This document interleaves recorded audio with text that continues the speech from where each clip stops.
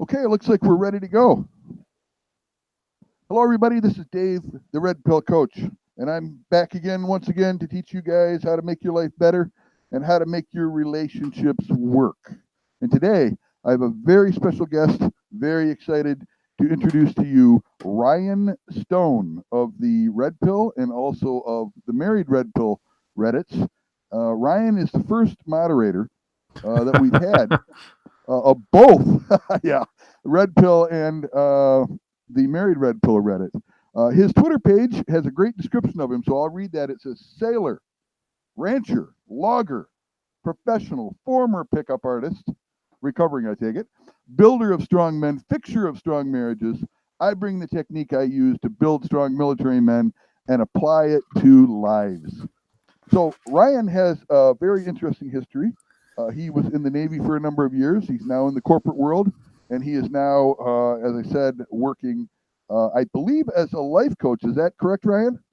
I don't really like the term. I can't really think of a better one for this space, honestly. But it's basically the same thing I used to do when I was still allowed on Reddit in the Married Red Pill, just helping guys unfuck themselves. But that doesn't make good copy, so I Well, guess we can go with relationship coach until I can think of a better term. yeah, I use the term marriage coach, or it's a tough situation. But tell me about that. What do you do on the Married Red Pill Reddit, for example? Well, that one, I mean, it's pretty straightforward. We got 20,000 guys together and we started swapping notes on who was having problems with their marriage here or their problems there. Then started trying some stuff out and basically A/B tested for about 5 years now, I think it is. Yeah, A/B tested everything until eventually we got some shit that worked. And then we all wrote it down. And at that point, I wouldn't say it's a script, but we got the basics down. And at this point, we're just kind of delving into some of the areas that maybe we haven't had a lot of experience yet. Like, for example, guys getting through divorce is a fairly new space, but we're getting a lot of good information coming out. It's just guys swapping notes. I really like that, and I think you might have been the first person to say it like that. By the way, when I edit this, I'll be sure to take out all the ums and the uhs. That's the way I talk. Oh, am I doing that? Damn it. No, that's me. Oh, okay. Yeah, it was the one thing. I used to do communications when I was in the military, and the one thing that they just drilled out of your head was never to and ah. If you had to do that, just turn the mic off and mumble your way behind the scenes. Absolutely, it makes it easy to edit though. You just go through it and I clip out those two, and it just runs smoothly. But yeah, I do tend to ramble. I've had 4 separate judges tell me, Miss Peters, will you please stop rambling? So, I do that sometimes. Tell me about your Navy experience, because I think we have a disproportionate number of guys on the Married Red Pill Reddit who are in the military. So yeah, well, I mean, it's one of those great places that I call it a polarizing experience, because if you're have too many beta behaviors or too many alpha behaviors, the military will just completely polarize you to one extreme or the other. Like, for example, one place I sailed had one guy who was just slaying pussy left, right, and center. Meanwhile, he worked in the same department with another guy whose wife had her 2 ex-husbands living with her. They had 5 kids between all of them, and he's out at sea writing suicide notes on his boxes. So that's one of the things I noticed through the military. It'll either make you a really good plow horse or a pretty good alpha male, but you definitely won't be nowhere in the middle. And then as far as experience goes, it seems similar to the Americans, so I can't really equate fully. I can't remember how the ranks worked there. It was about middle management rank, which was fine. It was a nice 12 years. Got a chance to travel the world, and it actually got me into pickup. So if nothing else, it got that much into me. So you learned that aspect of Red Pill before you even found the Red Pill. Oh, I had to. I mean, at this point, I was sailing 180 days a year. So that's half my year where I'm gone 24/7. And on the days where I'm home, I still have that 9 to 5 job, as well as duty watches that take an entire day out of your schedule every 2 weeks. So I had no free time. I mean, and you can't walk up to a girl, have like a nice little day date and say, hey, this is nice. Can I talk to you again in 2 weeks? So it was getting to that point where this would have been 2007 or 2006, and it was MGTOW before it was MGTOW. At that point, I'm going, it's really not worth the effort. I have no time for this. But then once I discovered, and I got a DVD for the mystery method, if you can remember that, if I'm going far enough back here. And it was gamification. So the typical 80s kid, right? You'd play video games all day. You're like, sweet, I can make this into a game. And at that point, it became fun again. And it really, I mean, with the way my life was going, the only thing I could really do was just do night game and pick up because I wasn't there long enough to do anything further. So you were just looking for the lay, like a typical sailor. Did you have a different woman in every port? Funny enough, I had a rule. I didn't really like the foreign women so much. I tried to stay away. And I don't mean to knock, because I know you're going to have some American listeners here, but I never really found a kind of woman I would like when I was in San Diego or San Francisco, Seattle as well. So I usually at those points, I would just suck it up for the 2 weeks I was out, then come home and find some local Canadian girls. Same thing with my deployment. Like I'm in the Middle East for a lot of the times. It's really hard to pick a girl up in a burqa when I can't even speak the same language. Yeah, plus you wake up with your testicles sewed up in your mouth. Yeah, you'd think, but here's the weird thing. When I was in Oman, I've been posting pictures on my Instagram of that where I was sitting in the tent with some Bedouins and that. Our cab driver, his name was Ali. Awesome guy. He had 2 cell phones, and I'm kind of curious. We asked him why he had 2 cell phones. So he starts talking about like conservative Omani game. And it was amazing. Like they have the same pickup community. The only difference is the flavor. So for example, he's like, yeah, I got to have 2 cell phones. One's for my wife and one's for my girlfriend. If my wife finds it, she's going to shoot me with a cannon. Flips open the girlfriend's phone and he's showing like his homemade sex tapes to us. And we're thinking it's hilarious. We're like, oh man, what we've heard about the Middle East is totally overrated. They're not as red pill and alpha. A lot of people say, hey, the solution to the West is to turn Muslim. What do you think about that? I have a dog named Hitchens, so I'll just leave that there. Christopher, not Peter, by the way. Excellent. Yeah, I like that. I've been listening to your Redman podcast or YouTube channel. Oh, the podcast. What do you think? I really enjoy what you're doing. I really do. You guys are doing good work, and we talked before where you explained that one of my criticisms of it is that the conversation is disjointed because you got so many guys. You got red pill, you got married red pill, you got pickup, and you're getting, one guy will say something and then some guy will say something else, and the banter back and forth. And I was listening to that, looking for the content, and I'm thinking, where is the content? This is a disjointed conversation. But you made me understand what you guys are doing, and it's really cool. I mean, this is the way men banter. This is pretty much. I mean, we swear a little less because we don't want to get demonetized, and I think it was Carl from Black Label Logics. He had a really great point on this. He goes, you realize for some of these viewers, this is probably the only male interaction they'll see during a week. And it kind of hit us all like a ton of bricks, right? Because, I mean, we had all met from the 21 convention, so we kind of had a bit of a rapport already, but it was just a very strange thing that we realized. And I know the red pill gets a bad rap with the sexual strategy part where everybody thinks it's a sociopathic pickup artist game. But then they forget the second part of it, which is building a positive male persona when there's lack of them right now. Like all you've got is your Ray Romano guy is the bumbling idiot thing. So just seeing normal guys have a normal conversation like normal people is apparently groundbreaking, which blew my mind.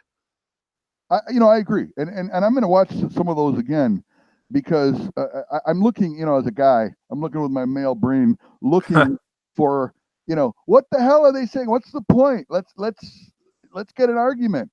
And that's not the point of the podcast. The point is to show all these men out there who have never seen it, that there is a way that men interact, and it's not the same way that women interact. And it's, I got to watch that again. Yeah, well, if you want to see arguments, I would suggest the episode where we talk about monk mode. That one we got pretty into it because I know Carl was talking about it being good if you're burning yourself out. Rollo was talking about why it's good for a lengthier set of time. And I was vehemently against the entire thing. I'm like, fuck that. If you're going to have to take a year off from the world and then get started again, like on month 13, you might as well just get started now and stop wasting your time. Make it month 1 instead of month 12 or 13. Exactly. Yeah. But I mean, the arguments are different. It's not the way you would normally see an argument online where people, you're a cuck and people just yelling at each other and yelling over each other. When we disagree, I'm not saying, Rollo, you're an asshole. I'm saying, hey, Rollo, I don't agree with that. And then this is why. And, you get a little bit of passions into it. But at the end of the day, you're more focused on the mission as opposed to the status of each other and jockeying for a position. That is definitely a female communicative trait. Yeah. Now, what is the mission? You guys have a formal mission for the Redman Group? Yeah, positive male influence online. Everybody, that's the problem. Everybody had to be writing this stuff anonymously for the longest time. Nobody could be who they were. I mean, we think about Roosh. He got run out of town. I mean, a lot of that was kind of his fault because he's a pretty ornery bastard. And then Robert Fisher made the red pill under that username. What was it? PK Atheist. And then he basically stepped away. By the time Daily Beast finally ran that hit piece on him, I hadn't really seen him post in over a year. And they just raked him through the coals. So there was a genuine risk of guys just to be general, like just to act like a normal guy on any type of social media.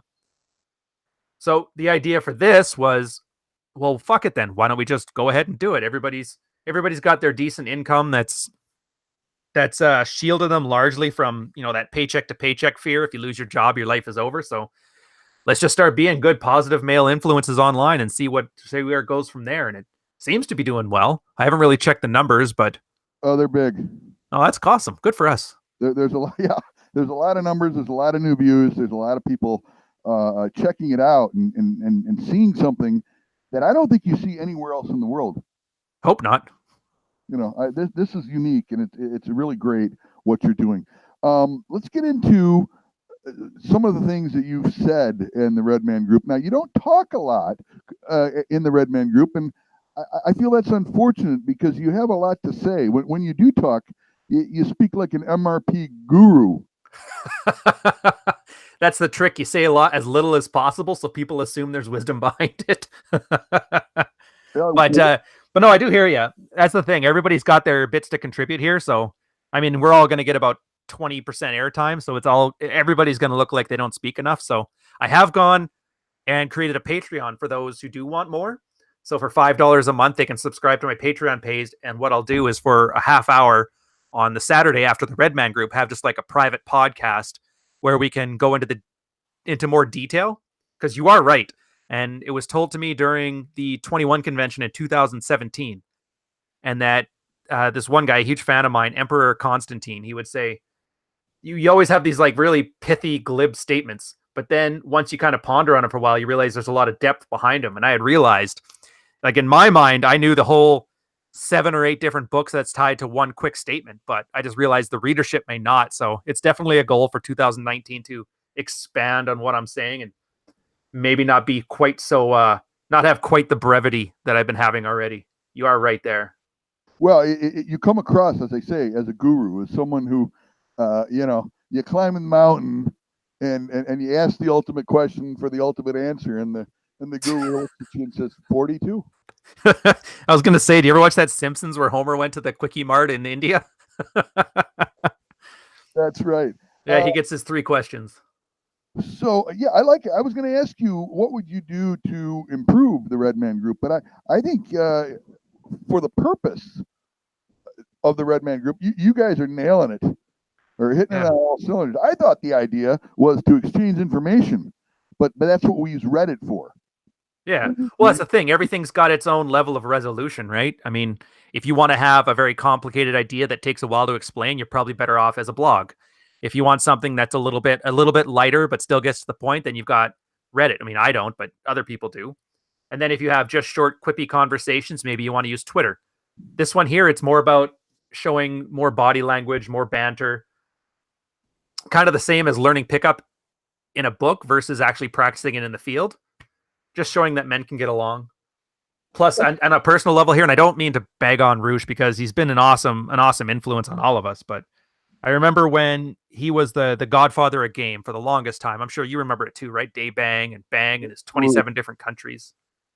I don't know. Have you read any of his stuff or no? All of it. Yeah. So he has this, and he's like I'm the most charming bastard ever. I'll get into a girl's pants. And then they brought him on a podcast by this guy, Andy Worski. I don't know if you've seen it. I have not. But they had him on with this Twitch thought named, was it Jessica Valenti, I think is her name, or some, I don't know. Anyways, some 20-year-old girl who's pretending to be a conservative, her tits hanging out, whatever. And he's just sitting there chastising her and just yelling at her. I'm like, dude, you're trying to play your persona as like a very charming pickup artist, and you're just berating a 20-year-old. Like, this is not Like, how you expect people to have any credibility when you can't show them in the real world? So, Is that what he did to torpedo himself? I thought it was the anti-Semitism. well, it's where to start. There's the anti-Semitism. Well, let's There start. is his neo-masculinity back when he threw Red Pill under the bus and said it was just a bunch of woman haters. But then he made his, which was the Red Pill, except for the gays aren't allowed. So I was like, oh, jeez. That's brilliant. And then there was Dr. Oz, where he made himself into the heel for a bunch of money there. I don't know. It's just, I mean, he does what he does. I can't really judge because I haven't really been in his place, but I just see there's definitely a gap where people can show, not just tell, of how to be a normal, charming, witty person. So the Redman Group is an awesome opportunity to show that to people. Like, oh, this is how you have a conversation back and forth without checking your phone. I see how you're doing that. You're actually, that's what you're doing. You're being pithy and charming, and really, you're saying these when you talk. You say these phrases, like you said, out of the books that you think they're just a pithy bullcrap, but whoa, then you go, oh, there's some depth there. And they bounce off too. Like when I had talked about stepping on your own dick, because I mean, if you're ever on the Married Red Pill, you see it all the time where guys say they want something, but then when they do, what they do is completely the opposite of that achieved effect. So if they just want to have sex with their wife more, then they just start getting angrier and angrier. So it's like you're really not wanting sex more because you're not acting like you do. And so I just call them self-sabotaging behaviors or stepping on your dick. And then Carl in Black Label Logics had the great add-on to it where he goes, and then analyzing the footprint, because he noticed a lot of guys are online just writing these huge, long essays about how Jung and Nietzsche and doing this, that, and the other thing, and they're getting into this philosophy. But then at the same time, I'm like, dude, you're not getting your dick wet, so really, who cares about your philosophy? But so it's nice. It's like all these things, they kind of build on each other. So that, and then Donovan will chip on it, and then Rollo and Rich. And it's nice to get a whole bunch of different perspectives, and it really helps refine the lessons that we learn and teach. So tell me about Rollo. What would you like to know about him? I don't know. He smells like lavender. He smells like lavender? Yeah, I'm not sure what to say. He's like he's a down to earth. He's a normal guy. I remember when I saw him in 2017 when he first came out of the closet. I guess I can't really come up with a better term for it. I just thought in my head, I'm like, you better not be a fat fuck. This is going to be goddamn embarrassing. And sure enough, he's just a very thin 50-year-old guy. He used to run in a rock band. And to talk to him, and you can tell that he's a writer because when you talk to him, you can see him reading the page with his eyes as he's talking. Oh yeah, absolutely. So like in his head, he's like writing a book as his conversation. So it's a really neat little thing there that I never really would have caught from him just by hearing him talk, or that you really have to like listen and watch him to see. Well, like I said, Rollo's been a hero of mine for a number of years. His book, The Rational Male, really changed things. And before I forget, you were plugging your Patreon page, so go. Plug. Oh, that was it. It's like you said, there was things with the Redman Group. What would you do with it? And obviously the plan is to do more of it. And so in this case, it's all those glib, pithy statements. If guys want to hear some more expanding on them, or maybe they didn't get a chance to make it in on question time and want to hit some extra questions, it's $5 a month. And I set them up for the Saturday after the Redman Group so we can expand on them all. The thing with these, though, is because I know people like having their privacy, so I'm making these ones private. So that way we can have a more honest conversation. I mean, with Google and YouTube, it's really hard. Like, we're not even allowed to swear. I had to stop drinking on camera, so I'm taking a key from Christian McQueen's note, or his song here, where he made his private podcast. He just charges $7 a month, and you can listen in as much as you want. And he cusses, he swears, he's drunk half the time. It's a lot of fun. So how do we go to your Patreon page, Ryan? Oh, that's a good question. The site is, well, I mean, everybody knows where Patreon is, at least for now. If heaven forbid that Sargon of Akkad thing kind of screws them over. It was really bad timing on my part to join at that time, but it's just patreon.com/Ryan_Stone. Excellent. Same as Twitter. It's _Ryan_Stone, Instagram _Ryan_Stone. I'll also have links to them if you go to my main website, which is ryanstone.com. And then if you sign up to there, which is ryanstone.com/newsletter, that's the other place where I have a more of an unfiltered conversation with people, as I have an email list that I send out 6 days a week. Monday, I'll talk about the lessons that I've learned through the military that maybe you can get some value from. Wednesday is just general red pill conversation. I have Friday, what I call Fuck Files Friday, which is where I talk about my pickup days and then the lessons I learned the hard way.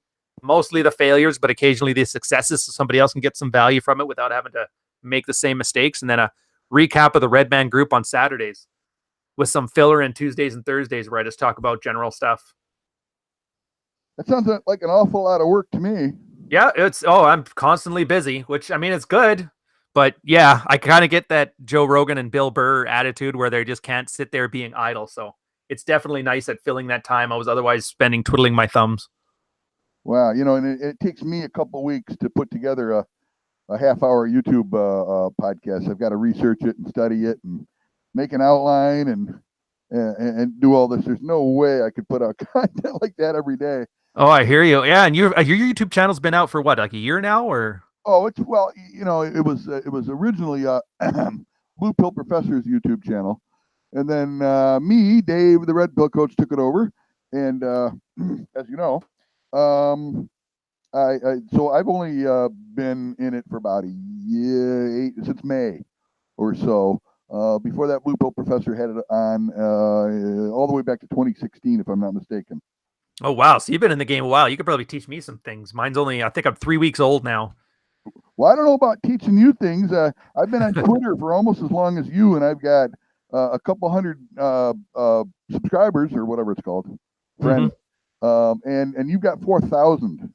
So we talked about that earlier. I don't know if you want to reveal any secrets on air. Oh, well, it's not really a secret. I mean, Ed Lattimore kind of got me onto the idea of it, and it's just engagement. A lot of these things, like you'll watch newspapers and websites, they do it, and all they do is they just shout out advertisements like, hey, view my this, view my that, view my this. Me, I just took the other approach. I was there to learn. So I started engaging people. I'd find people who knew more than me about something, and I'd discuss it with them. And occasionally people would start fights because it's Twitter and nobody can act like a goddamn adult. Right. And it just grew from there. Like people, and this is my interpretation. You're going to have to ask a follower to see if it's even close, but I actually give a shit about what the other person has to say. Like I'm genuinely interested in people. So if I had to take a guess as to why it got to where it's at, and it's nowhere near some of the bigger guys, but not bad for a guy who doesn't have a book or a movie out yet in 3 weeks worth of YouTube. So very impressive. Very impressive. Yeah. And you meet some really cool people that have done some amazing things. So. And like we talked, is that's not even related to your 21 Con stuff? Yeah, it was just I started it up around that time because I figured that's what people did, and then I just took it from there. And then everything kind of happened within like a 6-month period where I'll start a Twitter. It's like, oh well, why don't you come to the 21 convention? Do you want to go live? I'm like, all right. Excellent. And then everything kind of snowballed from there. And then just as more opportunities come up, I just try to create as much content and do as much good as I can out there. The Instagram, though, that one I will admit is kind of fun. What's fun about Instagram? It's just the wife and I have been wanting to buy a fairly good camera for the longest time, and we had our excuse to get we got a Fujifilm X2. She's loving it. She gets to take pictures of me all day, and I get to feed my inner narcissist by acting like a thought on Instagram, taking photos of me in suits or hanging out across the world. And it was just in time for the 2018 convention. So I got a lot of pictures of the convention, and then we went to Ireland after that to celebrate. So yeah, I still haven't quite figured it out, but it's a lot of fun anyway. You were able to create your story. Yeah. As a visual one. Excellent. Well, tell us about the 21 Con, because that was a big event, and I'm sorry I missed it. It looked like a lot of fun, and it looks like you guys did a lot of good for the movement and for men in the world. Oh yeah, it's mostly for men. Like I am in a unique position where I was at 2017 as well as 2018 with Rolo and them. And 2017 was interesting because that was kind of half of the way Anthony used to do it, and then half the way that Rolo and him had decided to take it into a red pill direction. So you had a bunch of guys that were doing pickup stuff and pickup artistry, like the real social dynamics type stuff. And then the other half of it was, more red pill guys talking about red pill topics. In my case, I had talked about the 12 levels of dread. And you saw the guys there, and it was a lot of t-shirts, a lot of cargo shorts, a lot of guys that needed to lose some weight. And that first day of the conference, I remember everybody was sitting at the bar, and it was like the testicular cancer meeting off a Fight Club. You remember that scene, don't you? Absolutely. Yeah, where it's okay, Cornelius, you can cry now. And everybody had this story about how they got hard done by this and hard done by that. And everybody was giving their speeches. It was kind of neat. And then there'd be some after party events. And I remember at one point it was Hunter Drew and I from the Family Alpha. We were sitting at a table with another 5 guys that were at the convention. And they're just kind of sitting there staring at their beers and doing nothing. And we're like, dudes, like you're at a men's conference that just learned like 5 hours of pickup. Get out there and talk to a girl. And so finally, Hunter and I, like we're both married, but we walk up and start opening a set and bring the set over. And then kind of the guys started getting into it. And then I remember this one guy, I think he works for Anthony now. It's an awesome Puerto Rican guy, had his crazy, crazy mustache, had a handlebar. And he finally just got up and started hitting on the girls and running his own game. I'm like, fuck, good on this guy. It takes sometimes leading people to water. Yeah. But that was good. Oh, and then so the point of the story was then you get to the 2018 convention and the change was night and day. So after a year, the body mass index of the convention probably dropped 10 points. There was at least 10 pounds of muscle per person there. All of a sudden, instead of t-shirts and cargo shorts, you saw people like dressed fairly nice and appropriately too, not just, Le Chateau suits, but people who actually knew how to layer, how to wear proper shoes. And it was like a night and day difference. So we got to see a good 250 people actually improve over that 12-month period in between events. And it was a really, I don't want to use the word validating because I hate using it, but it was nice because you're actually seeing the consequences of leading a positive male message as best you can. Wow. And that is so neat. And you're saying that you actually participated in kind of changing the focus of this event from pickup more to red pill improvement. I'd say so. I mean, I was one of them anyway. I was like, I still think to this day, and Rollo will never say, he just says he has an eye for spotting talent, but I'm pretty sure it was that he wanted to show that, look, these guys read my book and look what they did. So what's your excuse? Which, it's fine.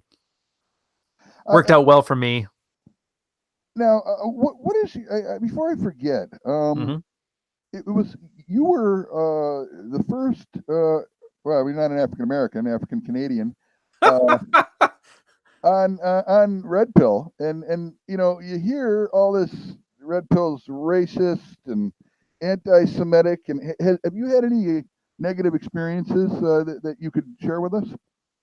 Mostly from Purple Pill debate, but that's a bunch of middle-aged soccer moms and feminist men that are talking shit there. So yeah, no, I get it. Not because it's real, but because it's a projection thing. Like people want something to get mad about. And we were the topic du jour to be mad about. So naturally, what are you going to throw at people? Anti-Semitic, racist, and toxic masculinity. You throw it from there. And naturally, because, I mean, if you've taken red pill for any length of time and you kind of got your shit together, you realize you don't really engage that. It's a closed communication. They're not trying to have a grievance that they want you to address. They're just spouting off shit because they want to be better people than you through this virtue signal. So the solution is to be a better person and ignore them. Well, it's not even be a better person, just you don't have time for it. Because I'm not the only colored moderator in either Married Red Pill or Red Pill. I don't know. Let me stop you. I don't think that's a term that is politically correct. Oh yeah? But I got a U in it because I'm Canadian. I think you're allowed to say it. Whichever. It's been the same thing since I was sailing. I had the look of a generic minority, so whatever country you just went to vacation in, that's what I looked like. But yeah, no. And then the anti-Semitic stuff, I mean, 3 or 4 Jewish guys on the moderator team really makes it kind of hard to sell that one. Who's the Jewish guys on the moderator team? No, I'm not going to be doing that. If they wanted everybody to know, they'd have said it. I didn't know it was a secret. I didn't know. Well, not a secret. There's a few. I didn't care, I guess. But they don't lead. Like, it's the thing. You don't want to lead with your identity because that's ridiculous. That everybody who's doing that's a moron. So everybody doesn't try to lead with, well, I'm a minority. Well, I'm Jewish. Oh, yeah. Well, I'm gay. And like, yeah, whatever. Everybody has and on both sides, it's pretty much focused on what do I bring to the table as opposed to what am I? Well, that's the red pill view. That's not society's view. Yeah, well, they quarantined us. They made their point known. Yeah, they did. Let's talk about that. That's a great segue. Next on my topic, what the hell happened with the TRP quarantine? You were a moderator of both Reddits, and now you're kicked off Reddit. and there's a TRP quarantine, and then there was a Redman Group ban. Yeah, I was kicked off twice. Okay, so the first, I'll take a bit of history. So about 6 months prior to the quarantine, a user from Purple Pill Debate had weaponized the admins and gotten my TRP moderator account banned permanently. So that was kind of annoying. But then the quarantine happened, and I heard some things. There was actually a guy from the convention who has some knowledge, like from the government side of things. I can't really talk about it too much because I really don't want to get the guy into trouble. But they say it's because of the content not being very good, but that really doesn't have anything to do with it. It was kind of more of Reddit says that. Yeah, well, that was the official line that they had put out, was saying that because it's a toxic community, we need to quarantine it so that way nobody can see it unless they opt into it, which is, it's pretty much bullshit. Red Pill School, the main moderator now, made a point just to, he would ask the admins to repeal the decision, but he did it in a way that was very public so everybody could see that they're not really quarantining it because of the reasons they said. They just wanted it out of there. Same as Sargon Avocado with his Patreon. They didn't ban it because of terms of service. They just didn't like his politics or didn't like him. And they just made up an excuse to do it. So there was that there. And then the Redman Group was just made a small fan subreddit for the people on the podcast so they could talk about things. And then there was this, I guess there's this other subreddit that basically just goes around trying to get as many masculine people banned as possible from it. And at one point they accused that one of being an attempt to circumvent the quarantine of TRP. And so they banned me, and then they banned the subreddit. I think they banned Rolo as well. I'd have to ask him. And that one there, so I'm like, I took a bit of a different approach. I just sent out a email. I'm kind of just have it on repeat. It just sends it off once a week. It's like, hey, just so you know, this term of service was met. This wasn't done. Please repeal the ban. And I just leave it alone. Like, I'm not expecting anything out of it. But I mean, at this point, there's nothing really you can do about it because they have it in their terms of service that they can do whatever they want. It's not like I'm losing money out of it, so I'm not really going to make a big deal out of it. It does kind of suck, but at the end of the day, like, I've got so much stuff on my plate. Missing out on Reddit is not really the worst of the day. Well, that's the thing. We're going to miss you on Reddit. I know the moderators have a lot of conversations, and your voice is very valued. Aw. And we don't. Yeah, I miss Bogey and Wine More Please, or is it Weak and Sensitive? Yeah, Weak and Sensitive now. Those two guys are probably my absolute favorites. I still talk to them. Like, I have emails from them. I have their phone number. So I mean, we stay in touch a little bit. Well, sure, that's great, but you know, the moderation decisions need your input as well. Is there any way you can circumvent this ban? Having another. Yeah, I'll put it this way. Even if I did, I probably wouldn't be smart to admit doing so on a live podcast, but okay. No, in general, I mean, I'm not the glue that holds the thing together. There's a lot of guys who are just as smart as me. They've done just as much work and they know what they're doing. So that's the beauty of it too. Once everybody kind of gets up to speed, you don't really need one guy. They could probably ban half the moderator team tomorrow and the thing will still chug along with just a little bit more workload and a couple people will step up, which that's my favorite part. Like, yeah, everybody will like it. It doesn't need a personality. Okay. I think that's right. I think it's reached the point where the snowball's rolling and there ain't nobody going to stop it. Reddit's not going to stop it. Patreon's not going to stop it. The knowledge is out there and it's a beautiful thing.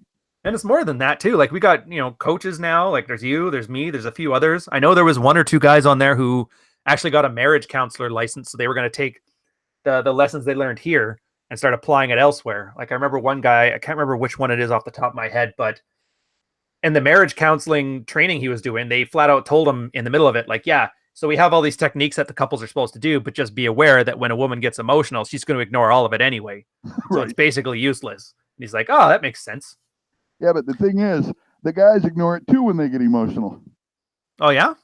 Hell yeah. It's step one. Step one, you got to control your emotions. These guys lose it, and they just don't. They can't think clearly. So that's why step one should be go to the gym, I think. That's probably right.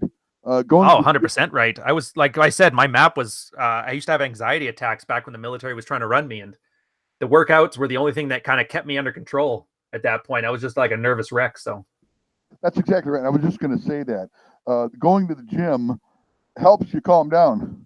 Yeah, it's probably the most important thing. Probably even more than meditation. I would say way more than medication. Dear God. I was going to say medication. I mean meditation. It's Oh, medication probably helps too, but I would say the rush you get from the gym works better. So I am in total agreement. You wanna brag about your stats? which stats? Oh, your lifting stats. Oh, my lifting stats are horrible. Really? Dude, I got hit by a car in 2014. I've got arthritis in my right hand.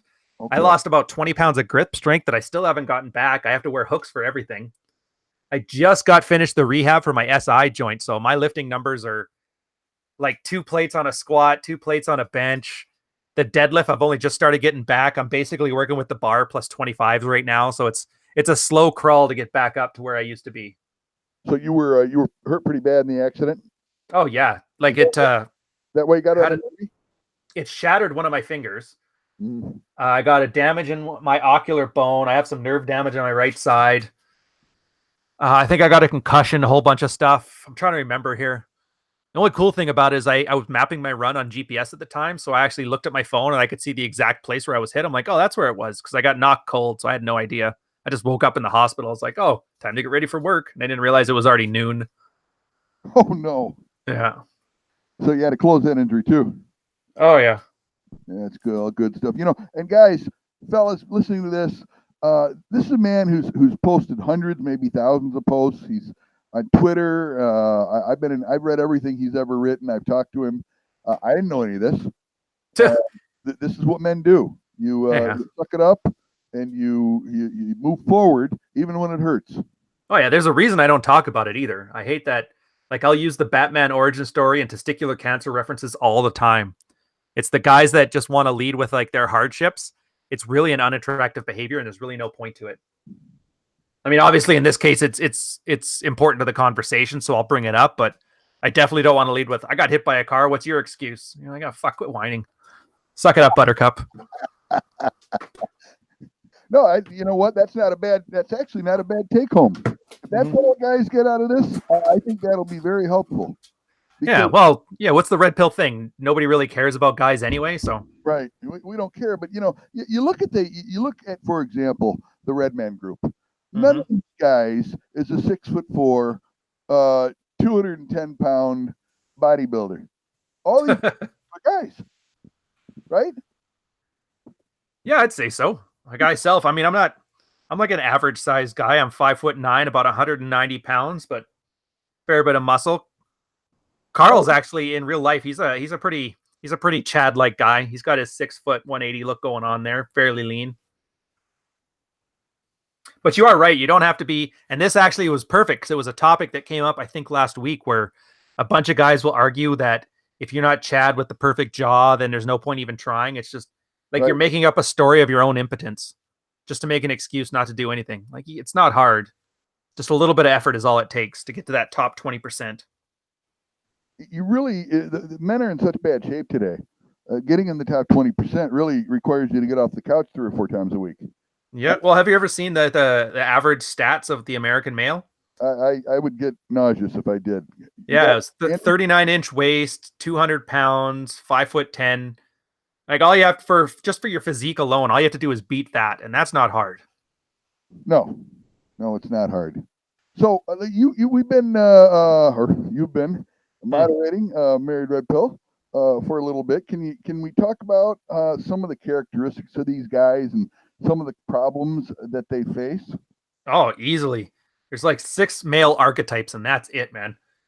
Most guys will come in and it's almost the same story. Either I never really got laid that much, like my wife never fucked me that much, or she used to, and then something happened and now she stopped. And almost every guy comes in there basically with a Google search saying, "Why won't my wife fuck me?" or some version of that. It's like complete desperation at this point because the church just says do more dishes. Your dad says, yeah, that's the way it is. And your wife just says do more dishes and buy better roast beef when you come home. And everybody's giving you all these stupid advice that doesn't really do anything. And so then they finally get there, and it's the first time where a guy says, you're just basically an unattractive fat fuck. Get your ass to the gym and we'll deal with the rest. I love that too. When new guys come in and they just get the shit beat out of them. Yeah, and they need it too, because you got to break through. Like, every guy thinks he's the hero of his own story, and he has like this very big ego. And you kind of really got to kill that because it's the only way you can really learn. And so then one of the first lessons the guy learns is not to take things personally. Because if you can't hold your frame next to a random guy on the internet talking shit, you're not going to be able to hold it to your wife when she's screaming at you. And a lot of guys leave. I will admit, I'm pretty sure like the recruiting rate is probably 20%. So maybe 1 out of 5 guys stay. But out of those 5, or out of those 1 guys that stay, I'd say probably 95% of them end up unfucking their life. You know, that's what I've noticed too. The guys who stick around, and I had a problem with the way Weak and Sensitive moderated, because he's fucking savage, man. Savage. Yeah. Mean. You know, I feel bad for some of these guys. But the reality is, when he bans somebody, it may not come out of love, but it comes out of a desire to help the person. Yeah. Because that's what they need. They need a timeout. They need to chill out. They need to take time to read the sidebar. You know, people don't understand that sidebar was developed over years. Yeah, pretty much. And you know, and for example, my book is on the sidebar, but it's not. It's carefully placed. It's like way down, and there's a reason for that. Because you want to sell yourself short? Come on, man. You got to say, I got Dr. Glover beat. Read my shit. Man, you should read the books on the sidebar in the order that we've curated them. And my book is a more advanced book. After you've read all the basics, then you can read my book. And it didn't help book sales to do it that way, but that was the way to do it, because that was the best for the guys. I mean, we thought very carefully over many, many years over this sidebar. And the books are dynamite, including mine. But you know, really, you should start out with Robert Glover's book, as always. By the way, you met Robert Glover. Tell us about Robert Glover. He swears more than me, and we got the same style of watch, which is hilarious. Yeah, he got in there. He had no idea about the red pill. He didn't know anybody. He didn't know who Rollo Tomasi was. And all of a sudden, one day, he just found out, like, 1,000 guys started telling him how he saved their life and how they found the red pill through him. And he's like, what the hell is this? So Anthony invited him down, and he had to, like, learn it all as he went. He's like, oh, that's kind of neat. He honestly did not know about the red pill, and he's like the founding book. Yeah, he's like probably one of the oldest guys in this space, older than Ian Ironwood or Rollo or any of them. Just a standard psychologist. I think he and Athol K are the 2 oldest guys I can think of in this space. Yeah, he had no idea. He's retired. He lives in Mexico, so he doesn't really get a chance to see much of what's going on with anything. But it was kind of neat. And then he was just sitting there and he's talking. He's kind of brash. He kind of sounds like a sailor, which is kind of cool. Then had some times to hang around him. He's just generally a pleasant guy. He's very unassuming. Like, you'd never think that what he wrote came from that guy until he starts opening his mouth. So his affect is more like quote unquote nice guy. And for the guys who are listening, we're talking about Robert Glover, who is the author of No More Mr. Nice Guy, which is the lead book on the Married Red Pill sidebar. So he is actually a nice guy. Is that what you're saying? Oh God, no. He's nice, but he's not a nice guy. You can quote me on that one. Wouldn't that be ironic? Yeah, but it's good. And you were talking before about the type of guy that ends up on the Married Red Pill. And I'll say this. There's usually 2 types of guys that blow up their marriages. Either guys with too much alpha tendencies or too much beta. And we tend to get the ones from the beta side of things. And that usually involves things like codependency, validation seeking. The guys with too much alpha tend to be narcissistic personality disorder and that level of things. And those aren't the kind of guys that look up advice on the internet anyway. Right. So it's kind of nice. The book is kind of self-selected by the specific type of guy who's actually going to come there to try and fix something. And I think that's part of why it gets so much hate too, because you're essentially giving somebody narcissist training because they have to go from a 2 to like maybe an 8.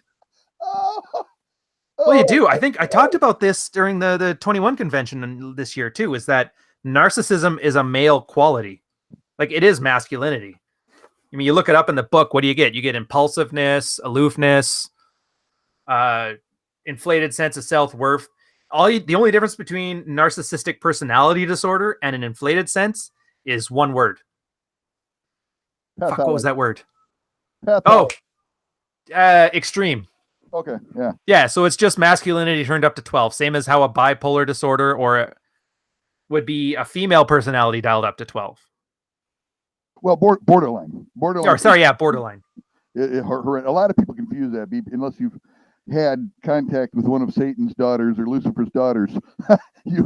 It's easy to forget. But yeah, but any guy who dates will have at least one bipolar girl. Because what's the rate of it? Like 2%, 5%, something like that. Yeah, it's pretty low. It's probably below 5%. Yeah, well, here's the thing: if it's 5% and you've dated 20 girls in your lifetime, guarantee you know at least one. So it's everybody says it's so rare you're never going to see it. It's like, no, it's pretty much going to be seen unless you're the guy who married your high school sweetheart and then wrote 12 books for life. You're gonna run into one at some point. Right.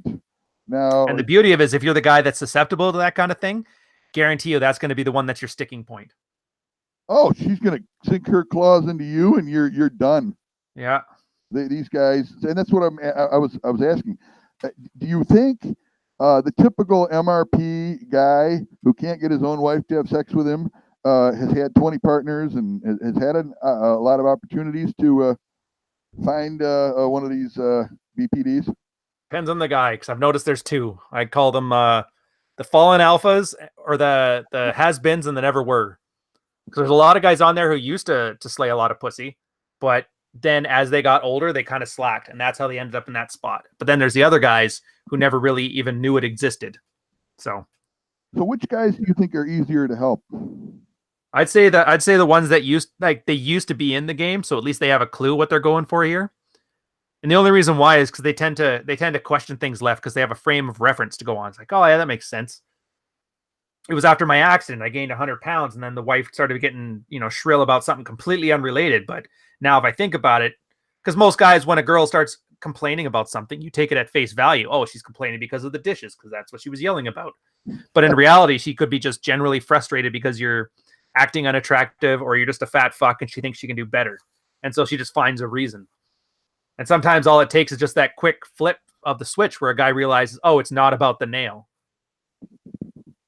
Yeah, I'd say those are definitely the easier ones to reach. Yep, and that's one of the first things I tell my client, and they need to hear that. My clients, you need to hear that.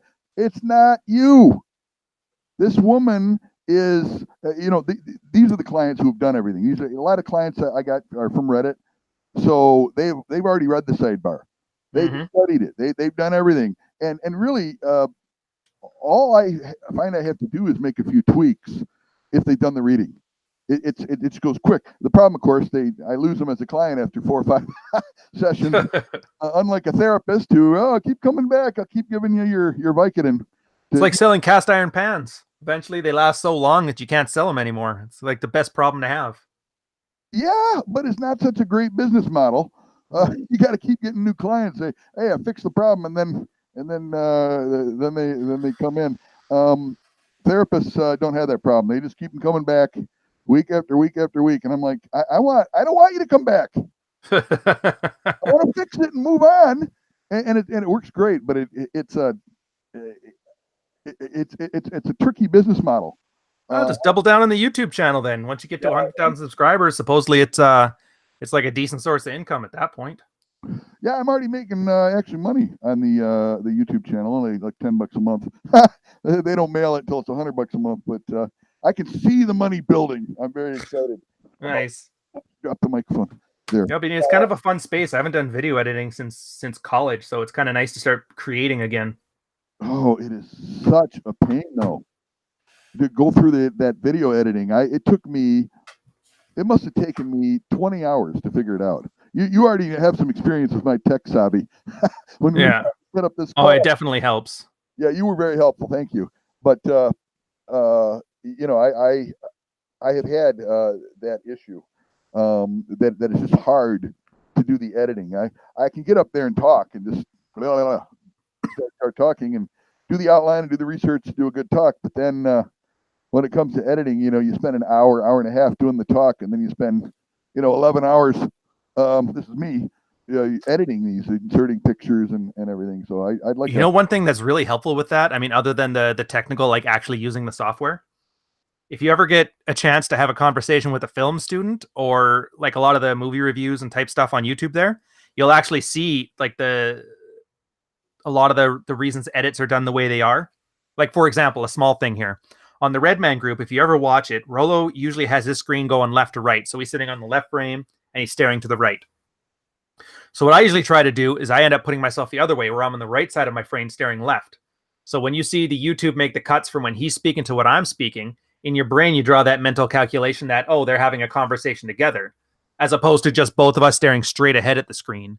And then it just looks like we're shouting at the audience. It actually makes it a more natural process. And that's the kind of thing you learn. Like, I had a film student when I was in college who used to explain all this stuff to me when I was younger. So it's definitely probably one of the better skills. I just wish I was better at it. But I mean, that comes with practice like anything. Sure. Well, but yeah, give it a try. I will. Tell us about your YouTube channel and what kind of content are you going to have for us? This one, I thought it was hilarious. So all I did is I thought one day, you know what? I'm just going to create a YouTube video. I can't remember why I had the idea to do it, but I'm like, you know what? Fuck it. And so I didn't know what to do. So I looked around at what was already there. And it's mostly talking head videos, guys staring at their webcam, talking about this, that, or the other thing. Or mostly it's like people having anime avatars talking about MGTOW, how women ain't shit. So I wanted to do something different. And then I thought, what's a nice, like, feminine skill that most guys probably don't know? And they probably think cooking, because, you know, women are the ones that do cooking or whatever. So I'm like, I'm actually a pretty good cook. Back when I was in the Navy, the food was so bad on the ship, I actually taught myself how to cook really well because I wanted to eat well when I could. And so I made madeleines, which is like one of my favorite breakfast foods ever. So like, let's make a video of me making madeleines. But I'm like, oh, this is kind of boring. I can't just do madeleines. I'm like, you know what? I'll talk about dread. And so I put a 10-minute video together of me making madeleines and talking about dread. And then all of a sudden people started liking it. So I'm like, you know what? Fuck it. Let's try it again. And so the second one, where I'd make an American style omelet, and I talked about setting boundaries. I'm like, oh, this is kind of, and it seemed like a neat little theme here where it's a practical skill mixed up with a red pill concept. And then the last one I just did was I made a salsa verde. I call it alpha beta salsa. It's a cooking show. Sorta. It's more of a hybrid. Like, yes, you'll learn some basic cooking techniques. I'm probably going to expand on that more, show people how to do knife skills in that, but it's mostly just a nice, easy to digest way to talk about very simple red pill concepts. Because like you said, there's such a bad reputation. Everybody talks about it being misogynist or racist and that. I'm like, yeah, fuck off. So at this point, I'm like, you can't really get mad when somebody's playing with his dog and making some cookies on camera. So I'll use that and I'll talk about what the hell the purpose of dread is. Oh, you know what? That has a very homey feeling. Yeah. A very home down feeling. I'm gonna enjoy that. Hi, is it under Rian Stone again? Rian Stone. Let me actually. What is my thing here? Ryan, I don't think I have enough subscribers yet where I can make a custom channel. Well, if I go to it now, you can. I mean, you can search for Rian Stone. Yeah, it's still got that stupid hexadecimal character list, but it will be under Rian Stone. You can't miss it. It'll be me sitting there in a suit in downtown Toronto. So. Okay. That sounds great. Okay, so yeah, so I put those out every Thursday, and I should have enough recipes up in my head that I can last at least a year. If not, I might have to switch over to some of the other skills I learned through the military, like boot polishing and ironing and that kind of thing. But, you know, I just take it 1 week at a time and see what I can do. Excellent. Now, you mentioned that you're doing, I don't know if you're doing coaching. Do you do this over the phone or you meet with people? How do you... Yeah, so I do a coaching service or a consultation. Right now I have the initial one was set up as like a one-off, but I'm in the new year, the new plan is going to be to build a male action plan. So the guy will subscribe. It'll be a 12-month program where we go through everything, like deal with the psychological issues, deal with your physical health. It's like a complete 360-degree package, everything that a man would need to get out of his situation. And that includes like all the way from day 1, how do I start hitting the gym? Day 2, how do I clean up my diet? Day 3, how do I start dealing with shit tests? Day 4, how do I deal with my self-sabotaging psychological behaviors that I do? And then it eventually moves up that Maslow's hierarchy from belongingness and wanting all the way up to a self-actualization plan. And at that point, I got nothing for a guy. So but it's good because the professor always mentioned that it's usually good to have about a month for every year you've been in a marriage to work on the Married Red Pill program. So it mirrors a lot of that.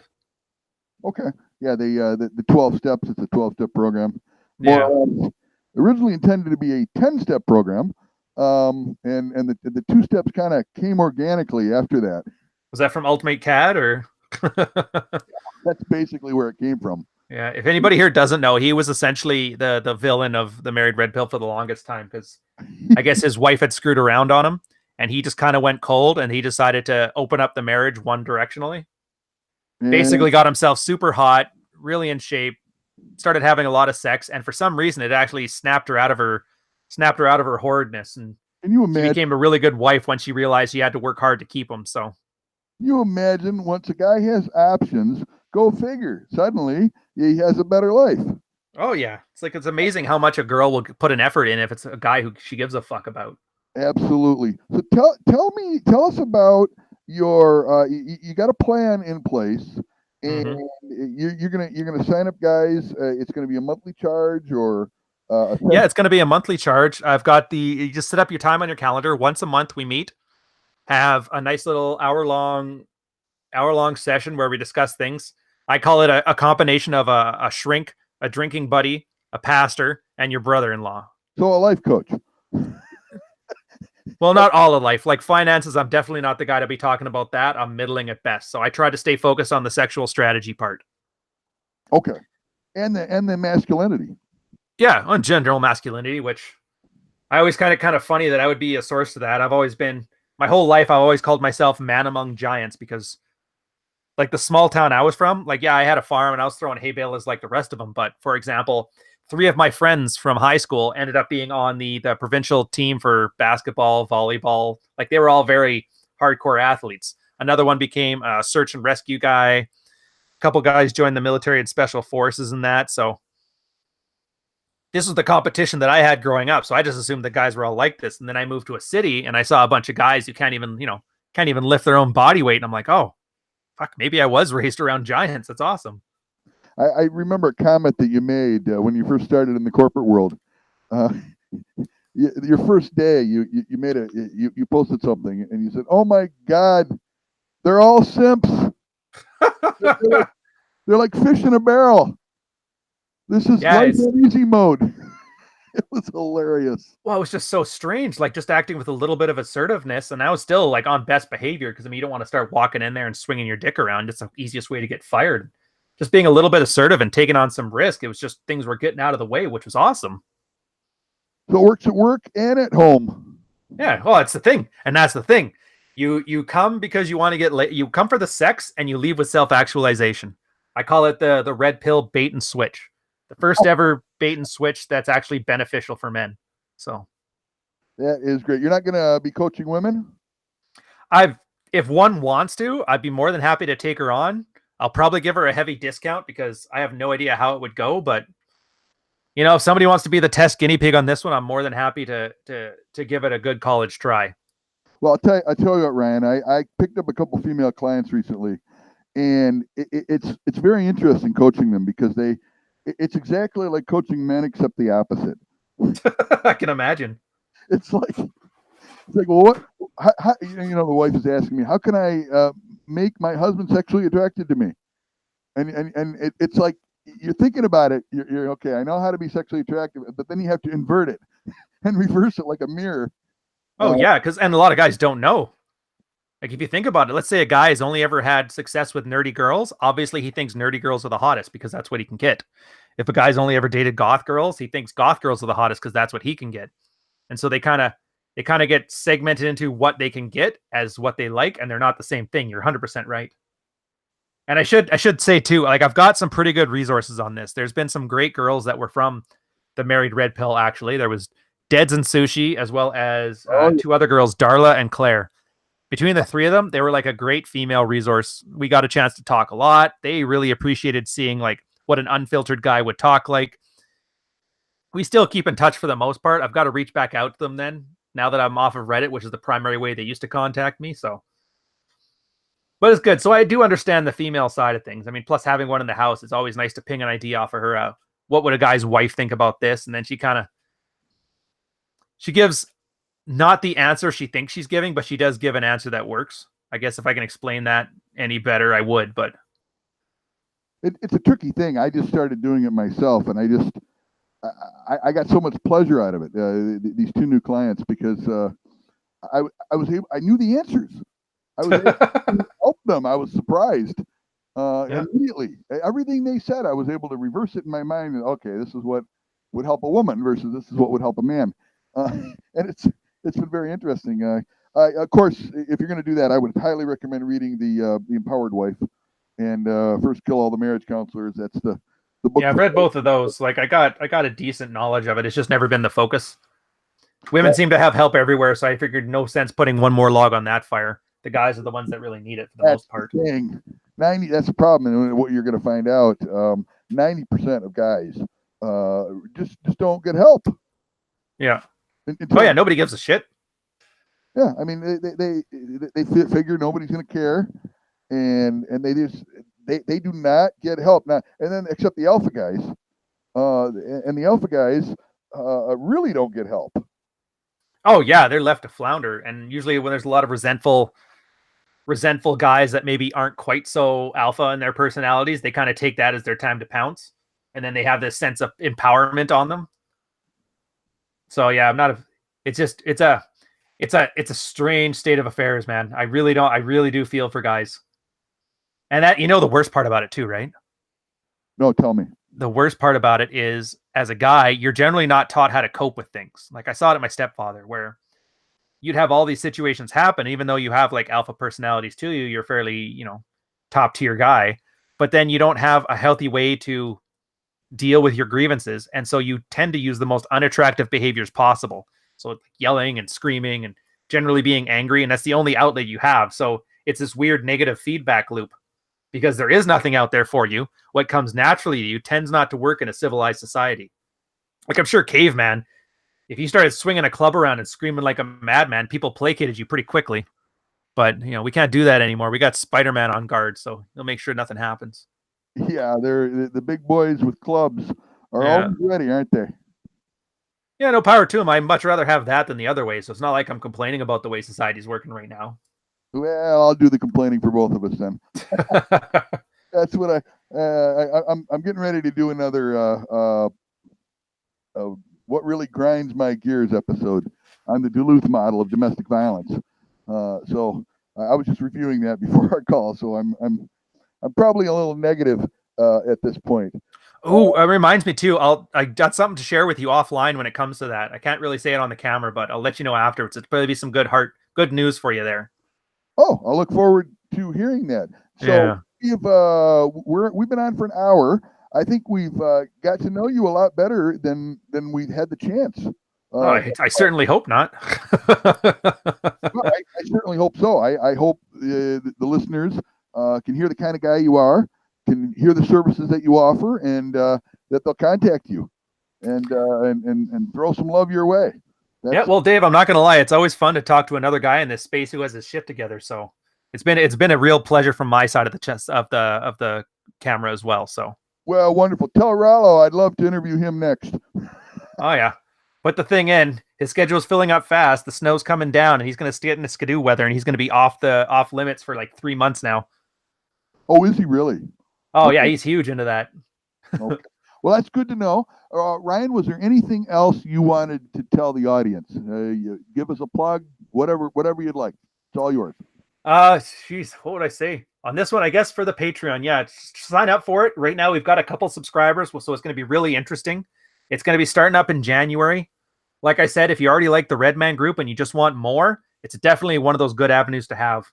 If I'm lucky, I'll get a chance to get some free time out of a lot of the other speakers and guests we have. So we might have some guys pop in and out. And it's going to be private. So once you're on the Patreon thing, you'll get the password to come in.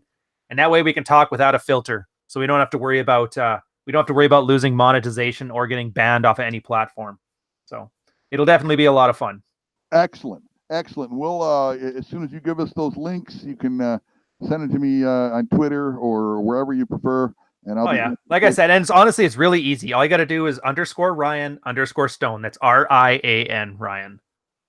Doesn't matter which channel it's on. If it's Instagram, _Rian_Stone, Twitter, same thing. Patreon, same thing.